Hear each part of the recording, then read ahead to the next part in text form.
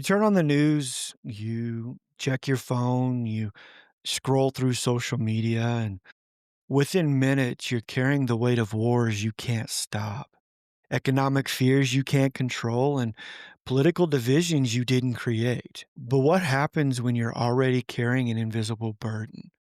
When your nervous system is already working overtime because of chronic pain. And then the world asks you to absorb its trauma too. How do you protect your peace when everything feels urgent? How do you care about the world without letting it crush you?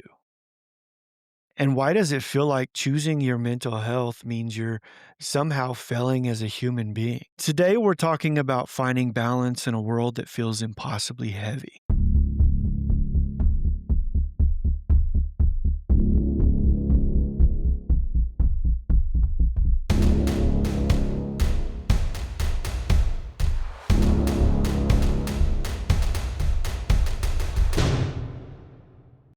Welcome back to Painfully Real. I'm Josh, and today I'm setting aside my planned content to address something that's been weighing on my heart and probably yours too. We're living through what feels like an endless series of crises. Every day brings new headlines that demand our attention, our outrage, our emotional energy, wars, natural disasters, political upheavals, economic uncertainties, and social injustice. That list never seems to end. For most people, this constant stream of global stress is overwhelming. But for those of us managing chronic pain conditions like CRPS or depression, anxiety, PTSD, or other invisible illnesses, it's not just overwhelming, it's dangerous to our health. Here's what I've learned: pain doesn't exist in a vacuum. My nervous system doesn't distinguish between the stress of a personal flare or the stress of watching tragic news unfold across the world. At the end of the day, stress is stress to our bodies, and it all gets processed the same way. I've noticed that on days when I spend too much time scrolling through distressing news, my pain levels increase. My sleep gets disrupted. My patience runs thin. My ability to cope with daily challenges diminishes. So, today I want to talk about something that might feel selfish, but is actually essential: how to protect your mental and physical health while still being compassionate, informed person in a troubled world. Because here's the truth: you can't pour from an empty cup. You can't help heal the world if you're too broken to function. Let me paint a picture of what this looks like in real life. It's Monday morning. I wake up with a pain level of about 4. It's manageable, but it's present. Make some coffee. I help get my daughter ready for school. And then I make the mistake that derails my day. I open my phone, and within 5 minutes, I've absorbed news about conflicts. I've read heated arguments in comment sections. I've seen images of suffering I can't personally address. And I've encountered at least 3 different crises that various posts tell me I should be deeply concerned about. Now, by the time I put my phone down, my pain level has jumped to a 6. My jaw's clenched, my shoulders are tight, my nervous system has shifted into high alert, and suddenly my manageable morning has become a struggle. Here's what's happening in our bodies. Chronic stress, whether it's from personal circumstances or global events, keeps our nervous system in a heightened state of activation. For those of us with conditions like CRPS, this means increased pain sensitivity. Stress hormones like cortisol can amplify pain signals. You've got sleep disruption, where an overactive nervous system struggles to shift into rest mode. You've got your emotional issues. When we're already managing pain, additional stress depletes our emotional reserves. And you've got the inflammation, where your chronic stress contributes to systemic inflammation, which can worsen many chronic conditions. And you've got your compromised immune function, making us more vulnerable to illnesses and slower to heal. Your gut cycle. Many of us feel guilty about protecting ourselves from distressing information. We think it makes us selfish or privileged or disconnected from the world's suffering. I've caught myself thinking if people are living through these tragedies, the least I can do is witness them. But I've learned that witnessing trauma doesn't actually help the people experiencing it. And it can significantly harm those of us who are already struggling. I remember a particular week last year when several major global events were dominating the news cycle. I felt compelled to stay informed, to read every article, to understand every perspective. I told myself it was my civic duty. By the end of that week, I was having daily pain flares. I was sleeping poorly, snapping at my family, and at the end of the day, feeling hopeless about everything. My wife finally said, "You're not helping anyone by making yourself sick with worry about things you can't control." And that's when I realized I needed to develop a healthier relationship with information consumption. Not because I don't care about the world, but because caring too much in the wrong way was making me less capable of caring effectively. If you live with chronic pain, you've probably noticed that your symptoms don't just respond to physical triggers. Emotional stress, fear, and anxiety can manifest as very real physical discomfort. Think of your nervous system as a highly sensitive security system. When you have a chronic pain condition, that security system is already running on high alert much of the time. Now add global stressors, images of violence, economic uncertainty, environmental disasters, and that system goes into overdrive. For me, this shows up as increased burning sensations in my affected limb, muscle tension through my body, headaches and jaw clenching, disrupted sleep patterns. I've got heightened sensitivity to sounds, light, and touch. My patience grows shorter and my irritability increases. Here's what makes this particularly challenging. Pain creates stress, and stress increases pain. When I'm already managing a pain flare, distressing news doesn't just add mental stress. It literally makes my physical symptoms worse. Then I feel frustrated about being weak or oversensitive, which creates more stress, which in turn creates more pain. And it's an endless cycle. Why can't we just turn it off, right? Some people might say, just don't watch the news. But for many of us, the answer isn't that simple. We feel a responsibility to stay informed. We worried that disconnecting makes us part of the problem. We fear that if we're not constantly vigilant, something terrible might happen that maybe we could have prevented, or at least we think we can. But here's what I've learned. There's a difference between being informed and being consumed. Those of us with chronic illness often have nervous systems that are already dysregulated. This can make us more susceptible to absorbing the emotional weight of traumatic events, even when they're happening to strangers thousands of miles away. This is not weakness, it's biology. Our systems are already working overtime to manage our own health challenges. Adding the emotional weight of global trauma can push us past our capacity to cope. This is where I learned to listen to my body. I've had to learn to recognize the physical signs that I've absorbed too much external stress. My pain levels increase without an obvious physical trigger. I feel anxious about things completely outside of my control. I have trouble sleeping because my mind races about global problems. I feel hopeless or overwhelmed by the state of the world. I notice myself scrolling instead of engaging in activities that usually bring me peace. When I notice these signs, I know it's time to step back and recalibrate. So, how do we stay informed and compassionate without drowning in the world's pain? How do we care without caring at all? You've got to curate your information diet. Just like we're careful about what we put in our bodies, we need to be intentional about what we put in our minds. We've got to limit news consumption. Choose one or two trusted sources and check with them once daily, not continuously. Set specific times, maybe 15 minutes in the morning to catch up, then step away. Avoid social media news. The algorithms are designed to keep you engaged through outrage and fear. You've got to choose constructive content.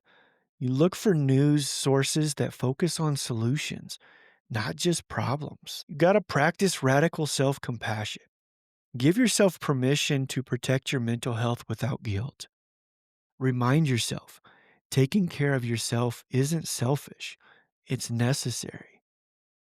You can't help others if you're overwhelmed and depleted. Your nervous system's sensitivity isn't a character flaw. It's okay to have limits on how much external stress you can handle. You need to focus on your circle of influence. There's a difference between your circle of concern and everything you worry about, and your circle of influence, things you can actually impact. Instead of trying to solve global problems from your living room, focus on taking care of your family and friends, being kind to people in your daily interactions, supporting local community organizations, practicing the values you want to see in the world, taking care of your own health so you can be present for others. You've got to create those sacred boundaries. In our house, we've established what we call peace protocols. No news evenings.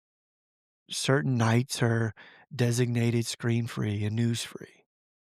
We've got family focus time. When we're together, we talk about what's going on in our lives, not world events. You've got to practice gratitude.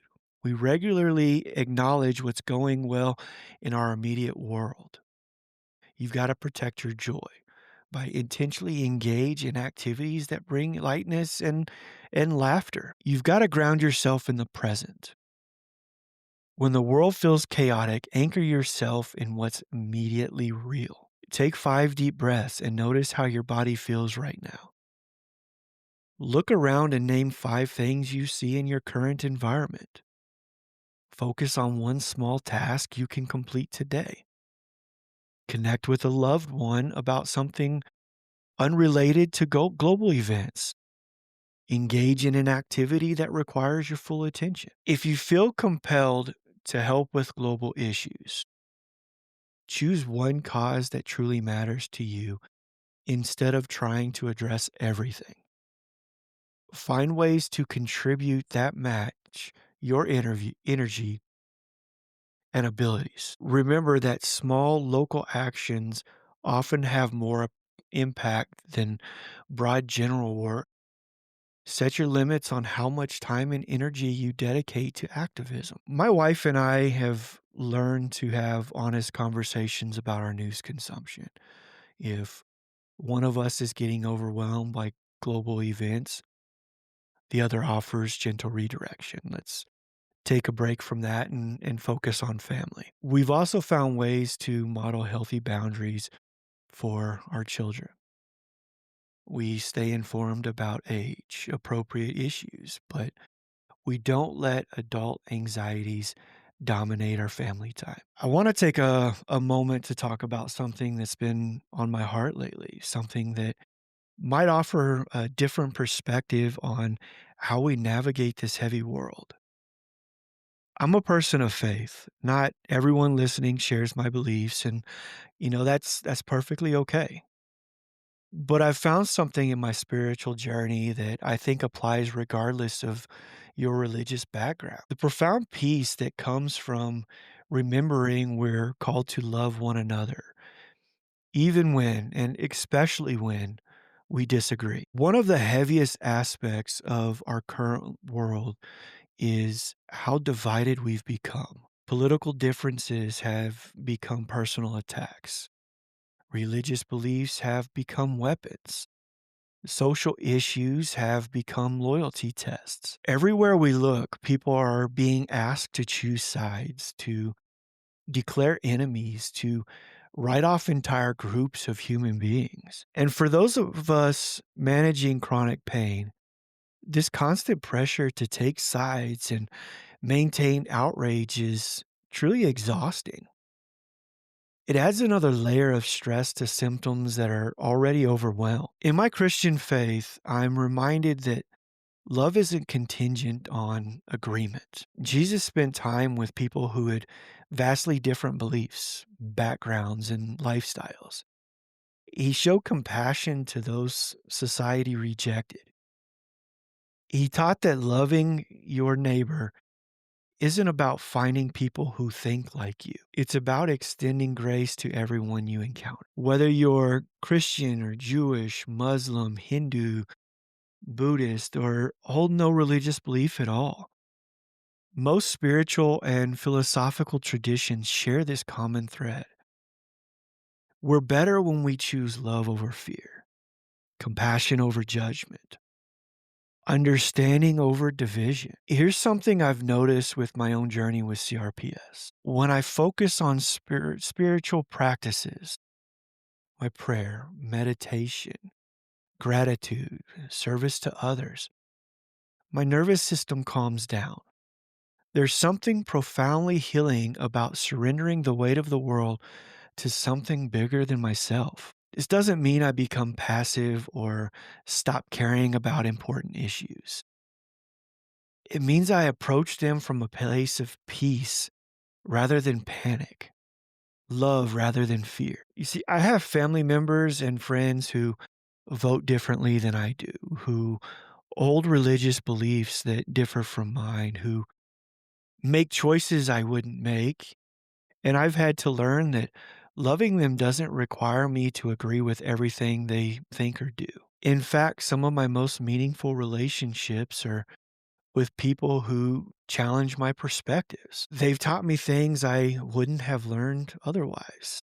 They've shown me different ways of experiencing the world. When I shifted from judging people based on their political or religious positions to focusing on their character, how they treat their families, whether they're kind to service workers, if they show up for friends in crisis, I found so much more peace. I've learned that someone can have completely different political views than me and still be a person of integrity and compassion and love. And that realization has been incredibly freeing for someone whose nervous system was already maxed out on stress. Whether you share my specific beliefs or not, here are some spiritual principles that have helped me navigate this heavy world that we live in today. Focus on what's going well in your immediate world. Pray or meditate for people you disagree with. It's hard to hate someone you're actively blessing. Look for the image of God or inherent dignity in every person, even those who frustrate you.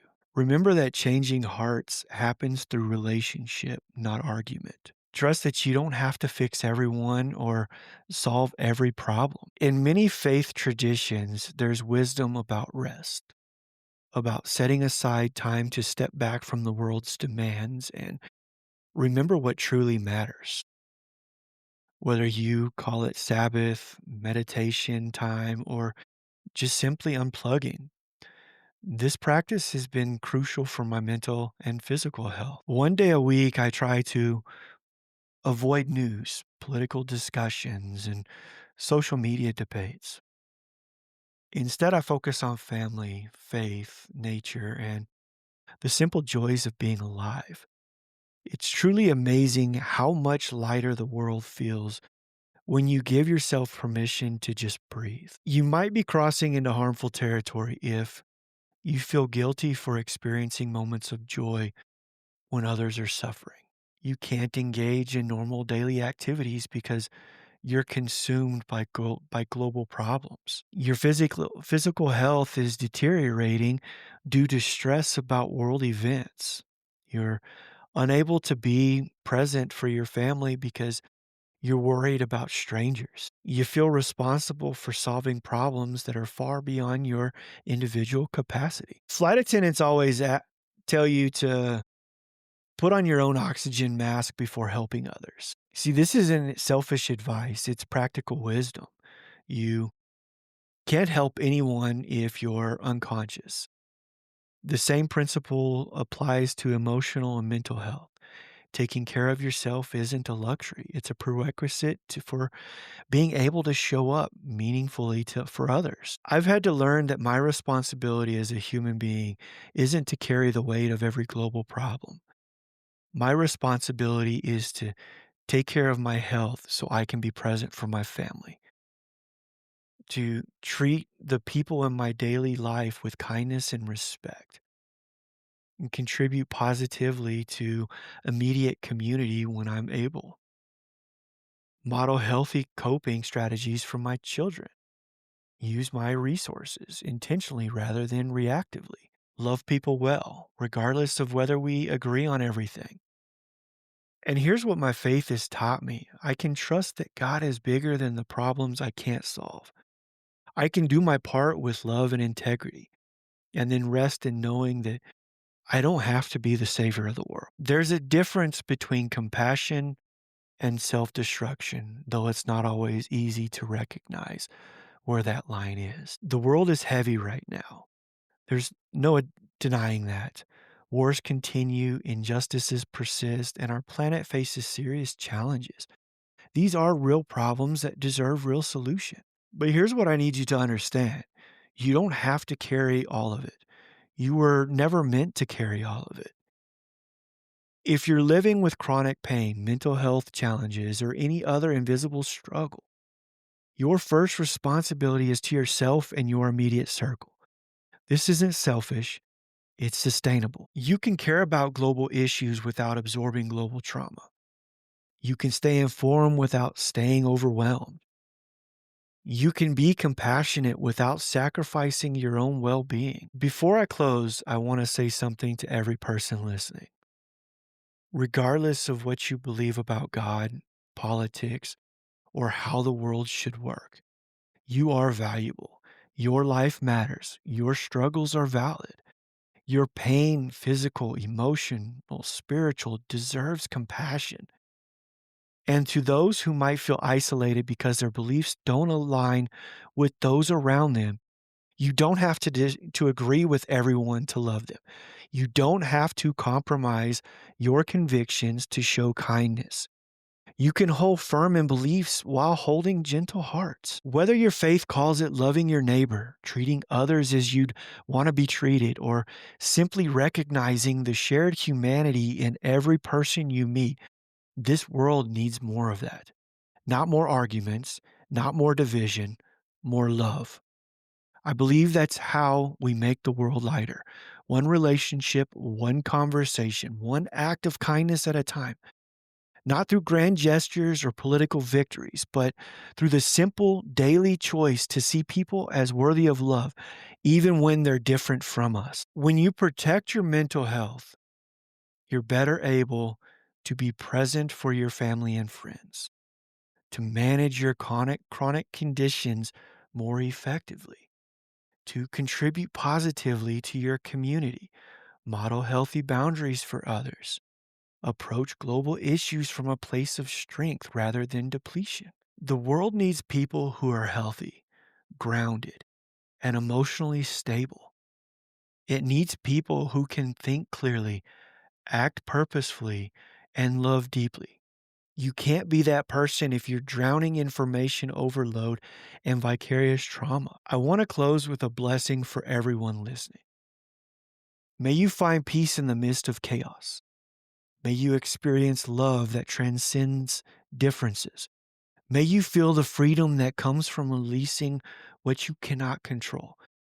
And may you know deep in your soul that you are loved by God, by family, by friends, exactly as you are.